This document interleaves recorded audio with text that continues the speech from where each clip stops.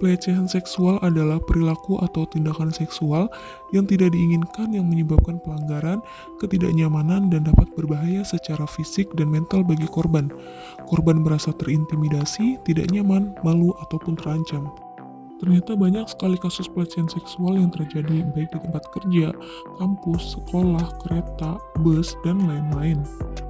Pada video bimbingan kelompok kali ini, tema yang saya bawakan adalah tentang pelecehan seksual.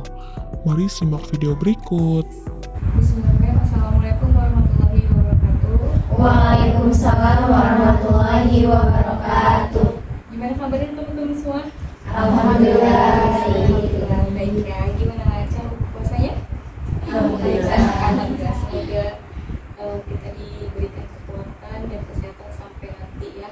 Amin. Sebelumnya apakah sudah ada yang kenal ini? Apakah sudah kenal semua? Belum. Oh, belum ya. Oke, baik, kita sebelum memulai diskusi kita perkenalan dulu ya Teh. Mungkin dimulai dari saya. Perkenalkan, nama saya Elisa Kinawati. Saya adalah mahasiswi dari MIN Sultan Maulana Nasruddin Banten, jurusan Bimbingan Konseling Islam semester depan. Ada yang ditanyakan? Cukup ya. Oke, kalau misalkan cukup, mungkin perkenalan dari teman-teman semua. Saya mulai dari sebelah kanan saya, sebutkan nama aja. Silakan. Nama saya Uli Aulia. Nama saya Anak Fitriawati dipanggil Anak. Oke, nama saya Reza Rubusofa dipanggil Reza. Nama saya Wahyudi Tiara dipanggil Lili. Nama saya Siti Roma dipanggil Lili. Nama saya Ainul Jaria dipanggil Ainul. Oke, nama saya Mimulyati dipanggil Uli. Terima kasih teman-teman. Semuanya sudah pada kenal ya. Satu sama lain sudah pada tahu namanya gitu. Oke.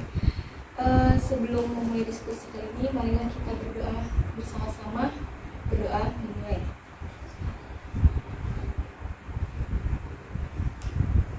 Berdoa tidak pernah selesai. Baik. Sebelum mulai diskusi ini, apakah di sini ada yang sudah tahu apa itu bimbingan kelompok? Belum. Belum. Apa sudah, berarti belum pernah mengikuti ya? Belum pernah mengikuti bimbingan kelompok. Baik, sebelumnya saya akan menjelaskan bimbingan kelompok dulu.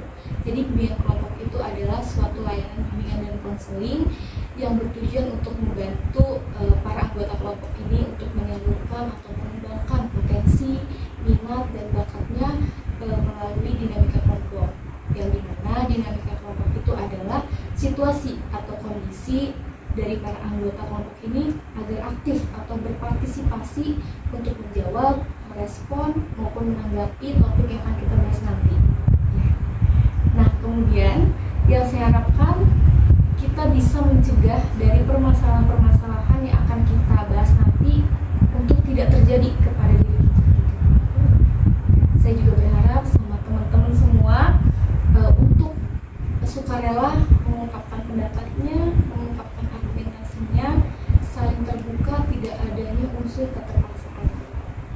Setuju teman-teman? Setuju. Oke, baik. Dan saya juga berharap apabila ada kerahasiaan dalam topik yang akan kita bahas nanti, mohon jangan disebarluaskan karena bersifat rahasia. Kalaupun memang topik yang akan kita bahas nanti bermanfaat, boleh disebarluaskan kepada teman-teman, keluarga maupun yang lainnya. Ya, oke. Jadi dalam bimbingan kelompok ini ada 3 komponen. Yang pertama pimpinan kelompok, yang kedua anggota kelompok, dan yang ketiga dinamika kelompok. Yang pertama ada pimpinan kelompok yang dimana saya sendiri sebagai pimpinan kelompok di sini. Dan yang kedua ada anggota kelompok, yaitu teman-teman semua sebagai anggota kelompok. Dan yang ketiga itu ada dinamika kelompok. Yang tadi sudah saya jelaskan, dinamika kelompok itu adalah situasi atau kondisi di mana teman-teman semua ini para anggota kelompok dapat berpartisipasi aktif dalam menjawab, merespon maupun menanggapi topik yang akan kita bahas nanti. Ya, bagaimana? Oke, dalam bimbingan kelompok ini ada 2 topik yang akan kita bahas. Yang pertama adalah topik bebas dan yang kedua adalah topik tugas. Di mana topik bebas ini adalah topik atau tema yang akan ditentukan oleh teman-teman semua sebagai anggota kelompok. Dan yang kedua adalah topik tugas, yang dimana tema atau topiknya akan ditentukan oleh saya sendiri sebagai pimpinan kelompok. Bagaimana? Apakah paham apa yang sudah saya jelaskan?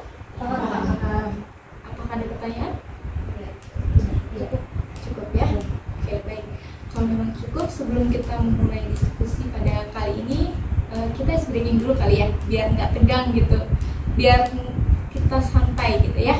Oke. Jadi ice breakingnya, kalau saya bilang tepuk satu, tepuk dua, gitu ya. Jadi gerakannya kanan kiri. Kalau misalnya tepuk tiga, 1, 2, 3, kanan kiri atas ya. Kalau misalnya tepuk 4, gitu. Oke. Tepuk 5, gitu. Ya, paham teman-teman? Oke, kita mulai, bisa? Bisa. Oke. Tepuk 1, tepuk 2, tepuk 3, tepuk 4, tepuk 5, 1, 2, 3, 4, 5. Oke, cukup ya teman-teman ya. Oke, apakah kita sudah siap untuk melakukan bimbingan kelompok ini? Insya Allah siap. Oke, insya Allah siap ya. Baik, tema atau topik yang akan kita bahas, apakah memang mau mengambil topik bebas, apakah topik tugas? Tugas. Topik tugas ya. Berarti topik yang datangnya dari saya atau ditentukan oleh saya sebagai bimbingan kelompok. Oke, kalau gitu saya akan mengambil topik mengenai pelecehan seksual. Apakah sudah terbayang tentang pelecehan seksual? Oke, saya rasa sudah terbayang ya. Sebelumnya bagi teman-teman silakan ditumpahkan di sini argumennya, ilmunya, wawasannya dan pengetahuan kalian tentang pelecehan seksual ya. Oke, kita mulai saja diskusi pada kali ini ya. Oke, yang pertama adalah tentang pelecehan seksual. Nah, menurut teman-teman ini gimana sih pandangannya tentang pelecehan seksual? Ada yang ingin menjawab? Oke, silakan Mia. Pelecehan seksual ya. Kalau misalkan menurut saya pribadi, pelecehan seksual itu adalah kejadian atau sebuah peristiwa, bukan peristiwa ya, kejadian di mana itu tidak diharapkan oleh kita gitu ya, sebagai korbannya gitu sih. Udah. Ya. Ada lagi yang ingin menambahkan untuk menanggapi tentang pelecehan seksual ini? Oke, silakan Mia. Pelecehan seksual itu berarti kejahatan atau pelecehan gitu ya, yang menyangkut dengan anggota-anggota intim. Anggota tubuh. Iya. Oke, ada lagi? Oke. Dari kedua pengertian tadi atau pandangan dari Mia dan Uli, bisa saya simpulkan bahwa memang betul pelecehan seksual itu adalah perilaku atau tindakan yang yang berdekatan gitu ya, atau hampir mendekati hubungan seksual yang tidak diinginkan oleh si korban gitu kan. Dan terjadi itu baik verbal maupun non verbal gitu, baik mengenai anggota tubuh kita ataupun melalui ucapan-ucapan yang diucapkan oleh pelaku gitu. Jadi pelecehan seksual itu adalah itu. Nah, kemudian yang kedua adalah faktor apa aja sih yang biasanya itu menyebabkan pelecehan seksual ini terjadi gitu pada si korban? Ada yang menjawab? Saya Silakan. ya, jadi ada, menurut saya ya, jadi ada beberapa faktor yang mana menyebabkan adanya faktor dari penyebab pelecehan seksual ini. Yang pertama dari korban itu sendiri. Nah, korban ini bisa saja bisa dilihat dari internalnya sendiri, bahwa mulai dari pakaian, kemudian perilaku korban tersebut, kemudian bagaimana korban ini pergaulannya gitu ya. Nah, bisa jadi dari hal itu bisa menyebabkan adanya pelecehan seksual yang terjadi gitu. Nah, kemudian juga dari pelakunya itu sendiri. Nah, pelakunya ini bisa melakukan hal tersebut terjadi karena banyak faktor, misalnya kurangnya pendidikan atau mungkin tidak adanya rasa kemanusiaan, atau mungkin dari pelaku ini sendiri, dari korban kekerasan ini, yang mana misalnya pelaku ini kurangnya pendidikan gitu, pendidikan karakter, atau mungkin dari pergaulan bebas juga, seperti itu menurut saya. Apakah ada lagi yang ingin? Nah, izin menambahkan tadi ya, Saya juga setuju pendapat Kak Iit ya.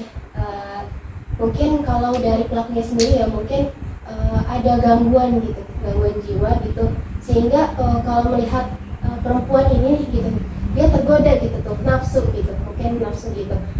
Terus mungkin ada apa ya? Mungkin permasalahan. Biasanya kan ada yang kayak putus cinta atau bentrok gitulah, gitu, sakit hati itu bisa memicu sih kejadian seperti yang dimaksud itu. Mungkin itu sih dari saya. Terima kasih. Ada lagi? Oke, kalau menurut Rega, betul ya apa yang dikatakan tadi, faktornya itu memang berbagai macam, ada yang internal dan juga eksternal, dan memang mungkin dari hawa nafsu si pelaku juga gitu kan, atau memang si korban yang memakai pakaian yang ketat sehingga mengundang syahwat dari pelaku begitu ya. Baik, selanjutnya adalah biasanya pelecehan seksual ini terjadi itu di mana aja sih di tempat umumnya gitu. Ada yang menjawab? Ya, silahkan. Oke. Biasanya ya sering melihat berita gitu ya, terjadi di kereta api, di dalam kereta api, kemudian di dalam bus gitu. Kemudian bisa juga di tempat-tempat sepi seperti itu, seperti kayak di bawah bus maksimal seperti itu, sama pelakunya. Ya benar.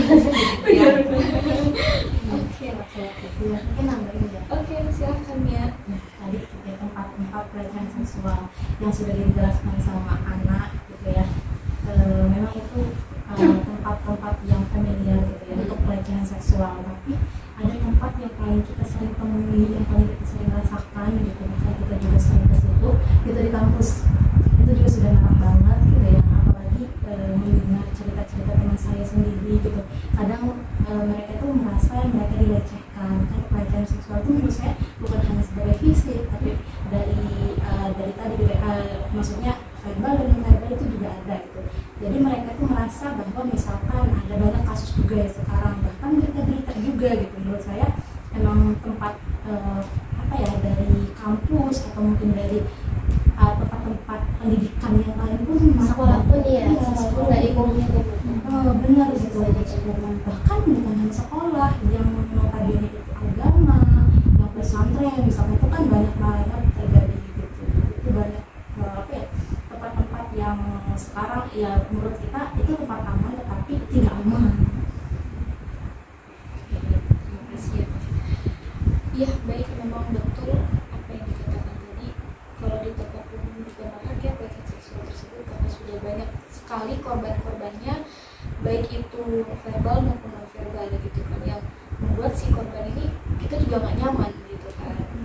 Oke, apakah dari teman-teman semua ini, apakah ada yang pernah merasakan pelecehan seksual gitu, baik dari orang umum ataupun orang terdekat? Ya, silakan. Ya waktu itu ketika menaiki Gojek ya, atau ojek online. Jadi ketika waktu itu saya pergi dari stasiun ke kosan. Nah, ketika sudah mau sampai kosan, si yang mengantarnya itu berbicara, sering menanyakan apakah sudah punya pacar, terus emang menujunya hal-hal ke sana. Kemudian setelah mau sampai ke kosan, dia malah meminta untuk kita balik ke alun-alun seperti itu. Terus kemudian pernah juga ketika membayar uangnya, tangannya juga dipegang seperti itu.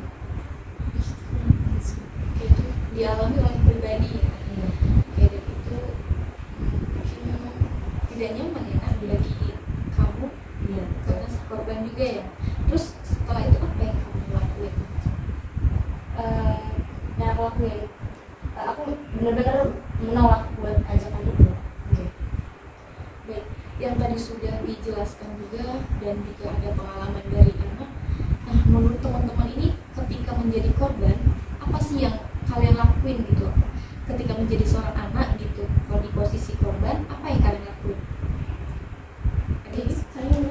Silakan. Mungkin kalau saya jadi anak ya, mungkin pastinya sama seperti yang kamu lakukan, karena menolak sudah pasti, menghindar, berusaha untuk menjauh gitu, atau kalau misalkan kita sedang di tempat umum pastinya kan banyak orang di sekitar kita bisa juga meminta bantuan, meminta tolong ataupun melapor kepada orang-orang sekitar sehingga kita merasa nyaman ataupun terlindungi gitu.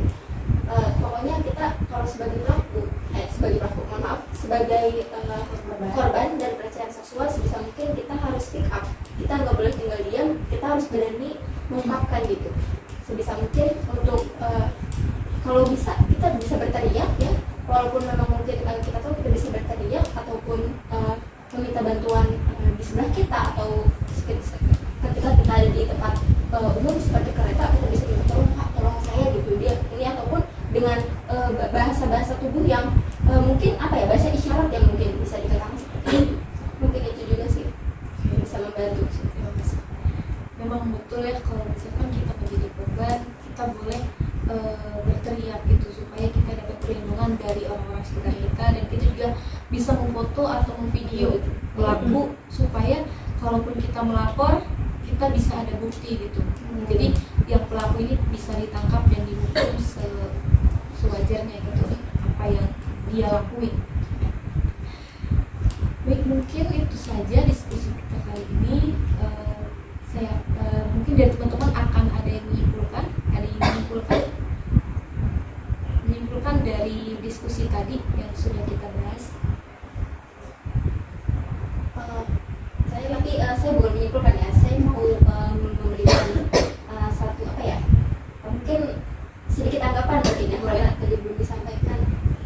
Ada beberapa dampak mungkin ya yang dampak yang didapatkan atau sebagai korban gitu yang dirasakan korban.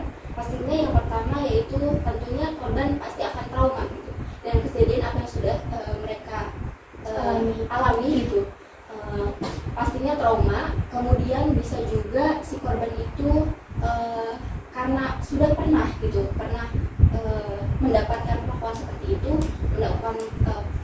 mendapatkan pelecehan seksual dari pelaku, korban bisa saja menutup diri, kemudian introvert, akhirnya tidak berani berbicara gitu, tidak berani mengungkapkan apa yang sudah pernah terjadi pada dirinya. Terkadang ada beberapa orang juga yang pernah merasakan kejadian seperti itu, mereka karena tidak bisa speak up gitu ya, mereka hanya bisa memendam sehingga pada akhirnya yang ada dia hanya trauma gitu, depresi sudah.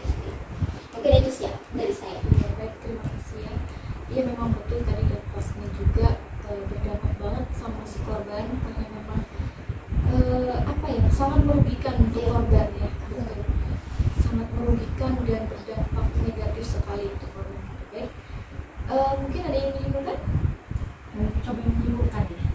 Yang saya tangkap dari teman-teman tadi itu masalah tentang kekerasan seksual gitu kan ya, mulai dari kekerasan seksual itu bukan hanya di fisik aja gitu ya, langsung istilahnya itu langsung lumpuh gitu, tapi ketika sekarang itu istilahnya kita ada yang bilang sweet gitu kan ya, itu juga kan termasuk pelecehan seksual kalau misalkan sekarang gitu ya, di istilahnya kayak gitu.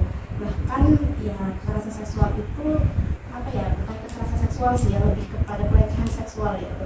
Jadi kayak ya tadi gitu, tempat-tempatnya itu tidak terduga juga gitu, entah itu di tempat yang rame atau mungkin di tempat yang sering kita temui dan bahkan itu tidak ada di bayangan kita pun, ternyata yang kita diskusikan sekarang gitu ya rawan gitu terjadi tadi gitu ya, pelecehan seksual atau kekerasan seksual tadi gitu. Bahkan yang sudah disampaikan sama anak juga, ternyata anak merasakan itu, dan pasti ya dirasakan anak itu kan was-was dan sebagainya ya. Dan kita juga di sini yang bisa saya lakukan, kita harus waspada gitu ya, harus lebih mencegah juga. Alhamdulillah bisa dapat ilmu di sini gitu, bagaimana pencegahan, dan juga tadi sudah disampaikan dampak-dampaknya juga seperti apa, kita bakalan depresi gitu. Itu sih. Terima kasih Mia atas kesimpulannya. Baik, karena tadi sudah disimpulkan dan tadi diskusi juga sudah berjalan ya teman-teman semua, dan memang sudah paham gitu pelecehan seksual dan dampak dan faktor penyebabnya. Baik, selanjutnya adalah kesan dan pesan dalam bimbingan podcast ini. Ada yang menyampaikan pesan-pesannya?